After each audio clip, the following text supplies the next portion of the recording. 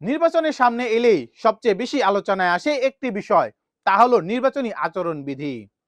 কিন্তু কি এই আচরণবিধি আসলে কি, আর কেউ ভাঙলে তার শাস্তি বা কি, তা অনেকেই পরিষ্কারভাবে জানেন না। নির্বাচন কমিশনের নিয়ম অনুযায়ী তফসিল ঘোষণার পর থেকেই সকল প্রার্থী, রাজনৈতিক দল এবং গুরুত্বপূর্ণ ব্যক্তিরা আচরণবিধির আওতায় চলে যান। এ সময়ের আগে বা নিয়মের বাইরে গিয়ে প্রচারণা চালানো আইনগত অপরাধ। আচরণবিধি ভাঙলে দুই ধরনের শাস্তির ব্যবস্থা রয়েছে: জরিমানা ও জেল। নির্বাচনী কমিশনের নিয়োগ দেওয়া নির্বাহী ম্যাজিস্ট্রেট সর্বোচ্চ 6 মাসের জেল অথবা 50,000 টাকা জরিমানা করতে পারে। গুরুতর হলে আদালতে বিচার হয়, এমনকি প্রার্থিতাও বাতিল হতে পারে তার।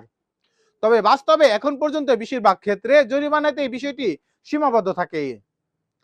নির্বাচনের সময় মন্ত্রী বা এমপিরাও বিশেষ কোনো সুবিধা নিতে পারেন না। তারা এলাকায় গেলে পান না কোনো প্রোটোকল বা নতুন কোনো প্রকল্প উদ্বোধন করতে পারেন না, তারা কোনো অনুদানও দিতে পারেন না নির্বাচনী এলাকায়। ধর্মীয় স্থান, মসজিদ, মন্দির, গির্জা বা উপন্যাসায় গিয়েও ভোট চাওয়া নিষিদ্ধ। প্রচারের ক্ষেত্রে আছে কড়া নিয়ম। নির্ধারিত সময়ের আগে পোস্টার লাগানো, ব্যানার টানানো বা মিছিল করা যাবে না। পোস্টার হতে হবে সাদা কালো, নির্দিষ্ট আকারের এবং শুধুমাত্র প্রার্থীর ছবি থাকবে। দেওয়ালে, গাছে বা গাড়িতে পোস্টার লাগানো নিষিদ্ধ।